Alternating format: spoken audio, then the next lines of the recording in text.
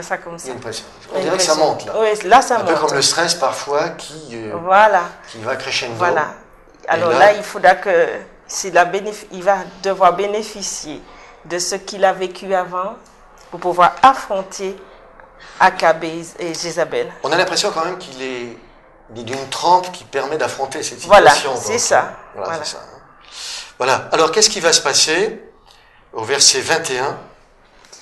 Élie s'avança devant tout le peuple et dit : Quand cesserez-vous de pencher tantôt d'un côté, tantôt de l'autre ? Ou bien c'est le Seigneur qui est le vrai Dieu, et alors rendez un culte au Seigneur, ou bien c'est Baal qui est le vrai Dieu, et alors rendez un culte à Baal. Voilà. Alors, il va y avoir cette confrontation, 2 autels vont être dressés, n'est-ce pas? Mais la priorité va être donnée pour que les dieux soient invoqués pour les prophètes de Baal. L'histoire nous révèle que finalement, eh bien, qu'est-ce qui va se passer? Chacun va faire ses autels de son côté. Élie, il est tout seul, au prime abord, d'après ce que le texte nous dit. Et puis, il y a tous les prophètes sont là, et le peuple qui regarde, tout le monde est témoin, et dans l'attente, dans l'expectative, peut-être dans un stress général. Comment ça va se dérouler, comment ça va aboutir? Il est fort à ce moment-là, parce que quand même, au verset... Qu'est-ce qui te dit ça dans le texte? Au verset 26, il dit... 26. Ils prirent les taureaux qu'on leur donna et les préparèrent. Ils invoquèrent le nom de Baal depuis le matin jusqu'à midi en disant : Baal, réponds-nous. Mais il n'y avait ni voix ni réponse. Et ils sautaient devant l'Éternel. Et Élie se moqua d'eux, criait à haute voix, puisqu'il est Dieu. Il pense à quelque chose. Il est occupé. Il est en voyage. Donc là, à ce moment-là... C'est pas d'ironie, là. Oui, là, je trouve que Élie est fort. Il est fort, il est confiant, il sait en qui il a cru, il sait qu'il sert le vrai Dieu. Donc, on sent cet homme, malgré cette confrontation, il est dans l'assurance. Il est dans l'assurance. Et donc, il est même provocateur et moqueur vis-à-vis de ces faux prophètes. Voilà. Donc là, il est en plein développement et de confiance dans son Seigneur. Mais il marche, il va de l'avant, avec audace, effectivement. Alors après qu'une fois que tout s'est mis en place du côté des prophètes de Baal, alors il s'approche du peuple, ou il dit plutôt au peuple de se rassembler autour de cet autel. Alors regardez ce qui se passe. Qu'est-ce qui va se passer? Il y a quelque chose quand même de très pertinent là que Élie va provoquer. Il en profite de rétablir ce qui avait été démoli au préalable, quoi. Oui. C'est-à-dire l'autel à l'Éternel. Verset 31, on peut lire. Quelqu'un d'entre nous veut bien lire ce qui se passe au verset 31? Il prit 12 pierres, nombre correspondant aux 12 tribus des descendants de Jacob. C'est à ce Jacob que le Seigneur avait déclaré : Tu t'appelleras désormais Israël. Avec ces pierres, il reconstruisit donc l'autel consacré au Seigneur. Il creusa tout autour de l'autel un fossé pouvant contenir une 30aine de litres. Il arrangea des bûches de bois sur l'autel, puis découpa le taureau et plaça les morceaux sur le bois. Il ordonna ensuite à ceux qui étaient là : Remplissez 4 cruches d'eau et versez-les sur le sacrifice et sur le bois. Ils le firent et l'y reprit. Faites-le une 2e fois. Ils le firent. Faites-le une 3e fois, ajouta-t-il. Et ils le firent. L'eau coula tout autour de l'autel et remplit même le fossé. Merci. Voilà, donc tout est préparé pour l'autel. Tout le monde est dans l'expectative là, et c'est là qu'il va invoquer le Dieu d'Abraham, d'Isaac et d'Israël. Ouais, pas de Jacob, d'Israël. Il sait comment les choses se sont passées, comment Jacob est devenu Israël. Et il dit que l'on sache aujourd'hui qui est Dieu en Israël et que je suis son serviteur. Voilà, donc là il interpelle, c'est un défi aussi qui est lancé à Dieu, quoi. Enfin, c'est une démarche de foi, quoi. J'allais dire dans une connivence avec Dieu et éternel qui est Dieu, que c'est toi qui ramènes leur cœur, quoi. Et vous connaissez la suite, le feu tombe sur cet autel. C'est assez phénoménal ce qui s'est passé, parce que finalement il y a eu un feu qui a tout pris, tout ce qu'il y avait, l'eau, les pierres, etc. Et finalement, c'était la reconnaissance pour tous les autres. Voilà, donc ça c'est le 3e temps fort d'Élie, de ce temps de stress. peut-être pour aller dans la suite, qu'est-ce qui va se passer, quoi? L'eau arrive, n'est-ce pas? Il y a eu des signes qui ont été donnés dans le texte, et Akab va rapporter ce qui s'est passé à Jézabel. Hein? Et qu'est-ce qui arrive?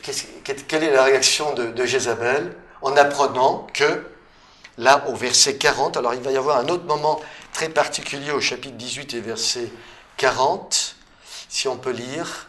Saisissez les prophètes de Baal, leur dit Élie, qu'aucun d'eux n'échappe, et ils les saisirent. Élie les fit descendre au torrent de Kison, où il les égorgea. C'est quand même terrible, ça, non? Oui. Imaginez-vous une situation comme ça. Enfin bon, ça doit être quelque chose de même de fort pour lui, pour aller jusqu'à cet acte-là, quoi.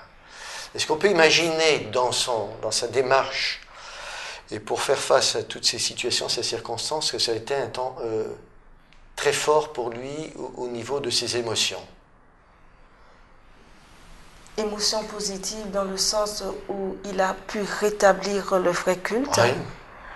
Mais émotion positive que je vais nuancer dans le fait Ça peut être choquant. qu'il ait égorgé tous ces prophètes, qui peut provoquer, qui est très choquant, au fin de compte choquant dans la mesure où il tue.